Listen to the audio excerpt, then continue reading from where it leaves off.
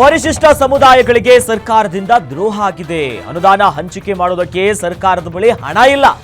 ಕಾಟಾಚಾರಕ್ಕೆ ಬಜೆಟ್ನಲ್ಲಿ ಘೋಷಣೆ ಯಾಕೆ ಮಾಡ್ತೀರಿ ನೀವು ಅನ್ನೋದಾಗಿ ಪ್ರಶ್ನೆ ಮಾಡಿದ್ದಾರೆ. ಪರಿಶಿಷ್ಟರ ಮೂಗಿಗೆ ತುಪ್ಪ ಸವರಿ ಬಿಟ್ಟಿ ಪ್ರಚಾರವನ್ನ ಪಡಿತಿದ್ದೀರಿ. ಇದರಿಂದ ಪರಿಶಿಷ್ಟ ಸಮುದಾಯಗಳ ಕಲ್ಯಾಣ ಆಗುತ್ತಾ ಅನ್ನೋದಾಗಿ ಮತ್ತೆ ಮತ್ತೆ ಪ್ರಶ್ನೆ ಮಾಡ್ತಿದ್ದಾರೆ. ಯಾರು?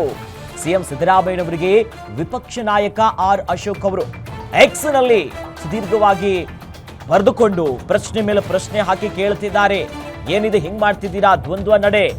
ಸರ್ಕಾರದಿಂದ ದ್ರೋಹ ಆಗ್ತಿದೆ. ಪರಿಶಿಷ್ಟ ಸಮುದಾಯಕ್ಕೆ ಅನುದಾನ ಹಂಚಿಕೆ ಮಾಡೋದಕ್ಕೆ ಸರ್ಕಾರದ ಹತ್ರ ಹಣ ಇಲ್ಲ, ಬೊಕ್ಕಸ ಖಾಲಿ ಆಗಿದೆ ಅನ್ನೋದಾಗಿ ಸಾಕಷ್ಟು ಪ್ರಶ್ನೆಗಳನ್ನ ಇಟ್ಟು ಈಗ ಗುಡುಗುತ್ತಿದ್ದಾರೆ.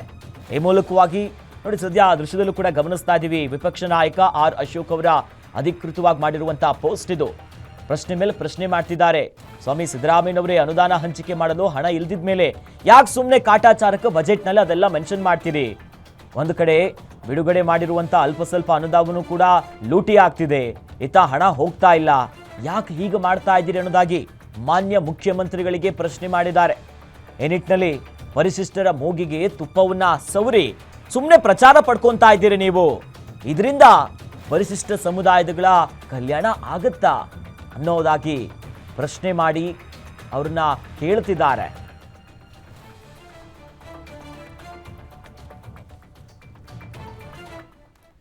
ಈ ಬಗ್ಗೆ ಹೆಚ್ಚಿನ ಡೀಟೇಲ್ಸ್ ಪಡ್ಕೊಳ್ಳೋಣ. ನಮ್ಮ political bureau head Maruti pav ಕೂಡ ನ್ಯೂಸ್ ಡೆಸ್ಕ್ ಇಂದ ಲೈವ್ ಜಾಯ್ನ್ ಆಗ್ತಿದ್ದಾರೆ ನಮ್ಮ ಜೊತೆ. ಮಾರುತಿ, ಈಗಾಗಲೇ ಈ ಒಂದು ಬೆಳವಣಿಗೆ ಏನಿದೆಯಲ್ಲ, ಇದು ನನಗೊಂದು ಪ್ರಶ್ನೆ ಕಾಡ್ತಿದೆ. ಏನಪ್ಪಾ ಅಂತಂದ್ರೆ, ಈ ಹಿಂದೆ ಅವ್ರದ್ದೇ ಸರ್ಕಾರ ಇರುವಂತ ಸಂದರ್ಭದಲ್ಲಿ ಶೋಷಿತ ವರ್ಗದವರ ಅಭಿವೃದ್ಧಿ ಆಗಬೇಕು, ಹಣ ಏನು ಮೀಸಲಿರುತ್ತೆ ಅವರಿಗೆ ಕೊಡಬೇಕು ಅಂದ್ರು. ಆದರೆ ಈಗ ಮತ್ತೆ ಅವರದ್ದೇ ಅಧಿಕಾರದ ಅವಧಿಯಲ್ಲಿ ಅದನ್ನ ಹೆಂಗ್ ಬೇಕೋ ಹಂಗೆ ಕಾನೂನು ತಿದ್ದುಪಡಿ ಆಗ್ತಿದೆಯಲ್ಲ, ಏನಿದು ದ್ವಂದ್ವ ನಡೆ ಅಂತ? ಅಖಿಲೇಶ್ ಸರ್ಕಾರವನ್ನು ನಡೆಸ್ತಾ ಇರುವಂತಹ ಅವರ ಪರಿಸ್ಥಿತಿ ಒಂದು ರೀತಿಯಾಗಿರುತ್ತೆ. ಅಪೋಸಿಷನಲ್ಲಿ ಅಂದರೆ ವಿರೋಧ ಪಕ್ಷದಲ್ಲಿ ಸ್ಥಾನದಲ್ಲಿ ಕೂತ್ಕೊಂಡಿರುವಂಥ ಒಂದು ಪರಿಸ್ಥಿತಿ ಒಂದು ರೀತಿಯಾಗಿರುತ್ತೆ. ಅಂದರೆ ಸರ್ಕಾರದಲ್ಲಿ ಇರುವಂಥವರು ಕೊಟ್ಟಂತಹ ಭರವಸೆಗಳನ್ನು ಈಡೇರಿಸಲೇಬೇಕಾಗಿರುವಂಥ ಒಂದು ಅನಿವಾರ್ಯ ಪರಿಸ್ಥಿತಿ. ಹಾಗಂದ ಮಾತ್ರಕ್ಕೆ ಸಿದ್ದರಾಮಯ್ಯ ಮತ್ತು ಡಿ ಕೆ ಶಿವಕುಮಾರ್ ಅವರು 2023 ವಿಧಾನಸಭಾ ಚುನಾವಣೆಗೆ ಹೋಗುವಂಥ ಒಂದು ಸಂದರ್ಭದಲ್ಲಿ ರಾಜ್ಯದ ಜನರೇನು ಗ್ಯಾರಂಟಿಗಳನ್ನು ಸಾಲು ಸಾಲು ಗ್ಯಾರಂಟಿಗಳನ್ನು ಘೋಷಣೆ ಮಾಡಿ ಅನ್ನುವಂಥ ಒಂದು ಒತ್ತಾಯವನ್ನು ಹಾಕಿರಲಿಲ್ಲ. ಅದೇ ರೀತಿ ವಿಪಕ್ಷಗಳು ಕೂಡ ಒತ್ತಾಯ ಹಾಕಿರಲಿಲ್ಲ. ಚುನಾವಣೆ ಗೆಲ್ಲುವ ಸಲುವಾಗಿ ಒಂದೊಂದು ಪಕ್ಷವೂ ಕೂಡ ಒಂದೊಂದು ಅಜೆಂಡಾವನ್ನು ಇಟ್ಕೊಂಡು ಬರುತ್ತೆ, ಒಂದೊಂದು ಪ್ರಣಾಳಿಕೆಯನ್ನು ಇಟ್ಕೊಂಡು ಬರುತ್ತೆ. ಒಂದು ಪ್ರಣಾಳಿಕೆಯನ್ನು ಒಪ್ಪಿ ಜನರು ಅವ್ರಿಗೆ ಅಧಿಕಾರ ಕೊಟ್ಟಂಥ ಒಂದು ಸಂದರ್ಭದಲ್ಲಿ ಆ ಪ್ರಣಾಳಿಕೆಗೆ ತಕ್ಕಂತೆ ಸರ್ಕಾರಗಳು ನಡಿಬೇಕಾಗುತ್ತೆ. ಆ ಪರಿಸ್ಥಿತಿ ಈಗ ಕಾಂಗ್ರೆಸ್ ಸರ್ಕಾರಕ್ಕೆ ಇರುವಂಥದ್ದು. ಕಾಂಗ್ರೆಸ್ ನಾಯಕರುಗಳು ಗ್ಯಾರಂಟಿಗಳನ್ನು ಘೋಷಣೆ ಮಾಡೋದಷ್ಟು ಸುಲಭವಾಗಿ ಗ್ಯಾರಂಟಿಗಳ ಈಡೇರಿಸೋದಕ್ಕೆ ಆಗ್ತಿಲ್ಲ. ಯಾಕಂತೇಳಿದ್ರೆ ಆರ್ಥಿಕ ಸಂಪನ್ಮೂಲಗಳ ಕೊರತೆ ಎದ್ದು ಕಾಣಿಸ್ತಾ ಇದೆ. ಕಳೆದ 3-4 ವರ್ಷಗಳಿಂದಲೂ ಕೂಡ ರಾಜ್ಯದ ಆರ್ಥಿಕ ಪರಿಸ್ಥಿತಿ, ಹಾಗಂದ ಮಾತ್ರಕ್ಕೆ ಬೇರೆ ರಾಜ್ಯಗಳಿಗೆ ಹೋಲಿಕೆ ಮಾಡಿಕೊಂಡ್ರೆ ನಮ್ಮ ರಾಜ್ಯದ ಆರ್ಥಿಕ ಪರಿಸ್ಥಿತಿ ಪರವಾಗಿಲ್ಲ. ಆದರೆ ಪಂಚ ಗ್ಯಾರಂಟಿಗಳನ್ನು 1 ವರ್ಷಕ್ಕೆ ನಾವು ಈಡೇರಿಕೆ ಮಾಡಬೇಕು ಅನ್ನೋದಾದರೆ ಬಜೆಟ್ನ ಸುಮಾರು 56,000 ಕೋಟಿ ರೂಪಾಯಿಗಳನ್ನು ಖರ್ಚು ಮಾಡಬೇಕಾಗುತ್ತೆ. ಈ ಹಣಕ್ಕೆ ಪಂಚ ಗ್ಯಾರಂಟಿಗಳನ್ನು ಘೋಷಣೆ ಮಾಡುವಂಥ ಒಂದು ಸಂದರ್ಭದಲ್ಲಿ ಸಿದ್ದರಾಮಯ್ಯ ಅವರಾಗಿರ್ಬೋದು, ಡಿ ಕೆ ಶಿವಕುಮಾರ್ ಅವರಾಗಿರ್ಬೋದು, ಬೇರೆ ಯಾವುದೇ ನಾಯಕರುಗಳು ನಾವು ಎಲ್ಲಿಂದ ಹಣ ತರ್ತೀವಿ, ಹೇಗೆ ಖರ್ಚು ಮಾಡ್ತೀವಿ ಅಂತ ಹೇಳಿರಲಿಲ್ಲ. ಆದರೆ ಅವ್ರಿಗಿದ್ದೊಂದು 2023 ವಿಧಾನಸಭಾ ಚುನಾವಣೆಯಲ್ಲಿ ಈ ಗ್ಯಾರಂಟಿಗಳನ್ನು ಇಟ್ಕೊಂಡೋದ್ರೆ ನಮಗೆ ರಾಜಕೀಯವಾಗಿ ಅನುಕೂಲ ಆಗುತ್ತೆ ಅಂತ. ಅದೇ ರೀತಿಯಾಗಿ ಅವ್ರಿಗೆ ರಾಜಕೀಯವಾಗಿ ಅನುಕೂಲ ಆಯಿತು. 136 ಸ್ಥಾನಗಳು ಗೆಲ್ಲೋದಕ್ಕೂ ಕೂಡ ಕಾರಣ ಆಯಿತು.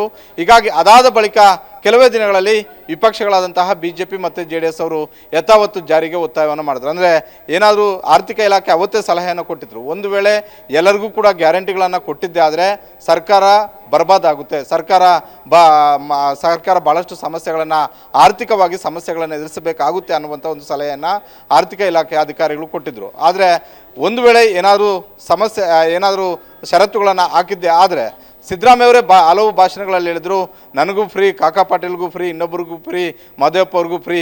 ಈ ರೀತಿಯಾದಂಥ ಒಂದು ಹೇಳಿಕೆಯನ್ನು ಹೆಚ್ಚು ಚರ್ಚೆ ಮಾಡೋದಕ್ಕೆ BJP ಮತ್ತು JDS ನಾಯಕರು ಮುಂದಾದರು. ಹೀಗಾಗಿ ಅನಿವಾರ್ಯವಾಗಿ ಸಿದ್ದರಾಮಯ್ಯ ಮತ್ತು ಡಿ ಕೆ ಶಿವಕುಮಾರ್ ಅವ್ರಿಗೆ ಪ್ರಣಾಳಿಕೆಯಲ್ಲಿ ಏನು ಹೇಳಿದ್ರು, ಚುನಾವಣಾ ಪ್ರಚಾರದಲ್ಲಿ ಏನು ಹೇಳಿದ್ರು, ಅದನ್ನು ಚಾಚು ತಪ್ಪದೆ ಪಾಲನೆ ಮಾಡುವಂಥ ಅನಿವಾರ್ಯ ಪರಿಸ್ಥಿತಿ ಆಗಿತ್ತು. ಆ ಹಿನ್ನೆಲೆಯಲ್ಲೇ ಇವತ್ತು ಗ್ಯಾರಂಟಿಗಳನ್ನು ಅನುಷ್ಠಾನ ಮಾಡ್ತಿರುವಂಥದ್ದು. ಹೀಗಾಗಿ ಈ ಗ್ಯಾರಂಟಿಗಳಿಗೆ ಪ್ರತ್ಯೇಕ ಬಜೆಟ್ ಇಲ್ಲ.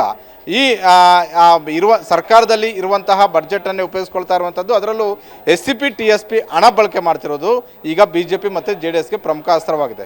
ಹಿಂದೆನೂ ಕೂಡ ಇದೇ ಮಾಡಿದ್ರು, ಇವತ್ತು ಇದೇ ಮಾಡ್ತಿದ್ದಾರೆ. ಮುಂದೆ ಗ್ಯಾರಂಟಿಗಳನ್ನು ಮುಂದುವರಿಸಬೇಕಾದ್ರೆ ಇದನ್ನೇ ಮಾಡಲೇಬೇಕು. ಯಾಕಂತ ಹೇಳಿದ್ರೆ ಅಲ್ಲಿರುವಂತಹ ಹಣವನ್ನು ಈಗಾಗಲೇ ಆ ಕಾಯ್ದೆಗೆ SCP TSP ಕಾಯ್ದೆಗೆ ತಿದ್ದುಪಡಿ ತಂದು ಅದನ್ನು ಬಳಕೆ ಮಾಡ್ಕೊಳ್ಬೋದು ಅನ್ನುವಂಥ ಒಂದು ರೀತಿಯಲ್ಲಿ ತಾವೇ ಕಾನೂನನ್ನು ಮಾಡ್ಕೊಂಡಿರೋದ್ರಿಂದ ಅದನ್ನು ಬಳಕೆ ಮಾಡ್ಕೊಳ್ತಾ ಇರುವಂಥದ್ದು ಒಂದಂತೂ ಸ್ಪಷ್ಟ. ಆಗಸ್ಟ್ 11ನೇ ತಾರೀಕಿನಿಂದ ಆರಂಭ ಆಗ್ತಾ ಇರುವಂತಹ ಮಳೆಗಾಲದ ಅಧಿವೇಶನದಲ್ಲಿ ವಿಪಕ್ಷಗಳಾಗಿರುವಂತಹ BJP ಮತ್ತು JDS ಇದನ್ನೇ ಪ್ರಮುಖ ಅಸ್ತ್ರವನ್ನಾಗಿ ಮಾಡ್ಕೊಳ್ಳೋದಕ್ಕೆ ಮುಂದಾಗಿದ್ದಾವೆ. ಅಖಿಲೇಶ್, ಅಂದ್ರೆ ಇದು ಬಹಳ ಸ್ಪಷ್ಟವಾಗಿ ಗೊತ್ತಾಗ್ತಿರೋದು. ಯಾಕಂದ್ರೆ ಈ ಹಿಂದೆಯೂ ಕೂಡ ಹೋರಾಟ ಮಾಡಿದ್ರು ಇದೇ ವಿಚಾರವನ್ನ, ಗ್ಯಾರಂಟಿ ಯೋಜನೆಗೆ ಹಣ ಕೊಡ್ತಿದ್ದಾರೆ, ಬತ್ತಳಿಕೆಲ್ಲ ಹಣ ಇಲ್ಲ ಅಂತ ಮತ್ತೆ ಅಸ್ತ್ರ ಕೊಡುವಂತ ಕೆಲಸ ಮಾಡ್ತಿದ್ದಾರಲ್ಲ. ಹಿಂದೆ ಪ್ರತಿಭಟನೆ ಆಗಿದ್ರು ಕೂಡ, ಬಟ್ ಅದನ್ನ ಈ ರೀತಿ ಈ ಮುಂಬರುವಂತ ಅಧಿವೇಶನದಲ್ಲಿ ಹೆಂಗ್ ಸಮರ್ಥನೆ ಮಾಡ್ಕೊಂತಾರೆ, ಹೆಂಗ್ ಎದುರಿಸ್ತಾರೆ ಅಂತ.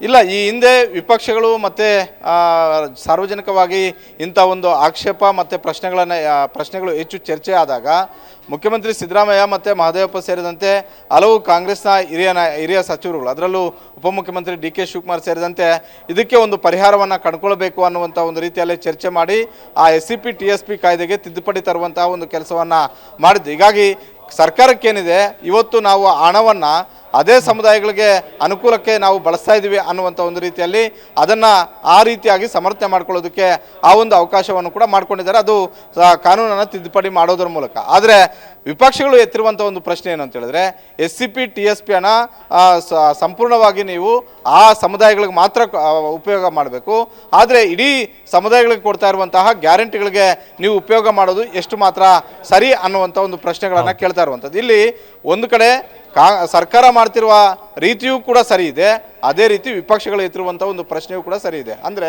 ವಿಪಕ್ಷಗಳು ಕೇಳ್ತಿರೋದು ಏನಂತ ಹೇಳಿದ್ರೆ, ನೀವು ಘೋಷಣೆ ಮಾಡುವಂಥ ಒಂದು ಸಂದರ್ಭದಲ್ಲಿ ಇಂಥ ಕಡೆಯಿಂದ ಈ ಹಣವನ್ನು SCP TSP ಹಣವನ್ನು ನಾವು ಬಳಕೆ ಮಾಡಿ ಗ್ಯಾರಂಟಿಗಳನ್ನು ಈಡೇರಿಸ್ತೀವಿ ಅಂತ ಹೇಳಿರಲಿಲ್ಲ. ಆದರೆ ಆ ಸಮುದಾಯಗಳಿಗೆ ಮೀಸಲಿಟ್ಟಂತಹ 28% ಹಣವನ್ನು ಈಗ ನೀವು ಬೇರೆ ಬೇರೆ ಗ್ಯಾರಂಟಿಗಳಿಗೆ ಬಳಸಿದ್ದೆ ಆದರೆ ಹಾಗಾದರೆ ಆ ಸಮುದಾಯಗಳ ಅಭಿವೃದ್ಧಿ ಹೇಗೆ ಅನ್ನುವಂಥ ಒಂದು ಪ್ರಶ್ನೆಗಳನ್ನು ಅಶೋಕು ಕೇಳ್ತಾ ಇದ್ದಾರೆ, ವಿಜೇಂದ್ರ ಕೇಳ್ತಾ ಇದ್ದಾರೆ, BJPಯ ಮತ್ತು JDSನ ಎಲ್ಲ ನಾಯಕರು ಕೂಡ ಕೇಳ್ತಿದ್ದಾರೆ. ಆದರೆ ಸರ್ಕಾರದ ಮುಂದೆ ಇರುವಂಥ ಒಂದು ಸಮಸ್ಯೆ ಏನು ಅಂತ ಹೇಳಿದ್ರೆ, ಹಲವು ಯೋಜನೆಗಳನ್ನು ಕಾರ್ಯಗತ ಮಾಡೋದ್ರ ಜೊತೆಗೇನೆ ಈಗ ಗ್ಯಾರಂಟಿಗಳನ್ನು ಅನಿವಾರ್ಯವಾಗಿ ಅನುಷ್ಠಾನ ಮಾಡಲೇಬೇಕಾಗಿರುವಂಥದ್ದು.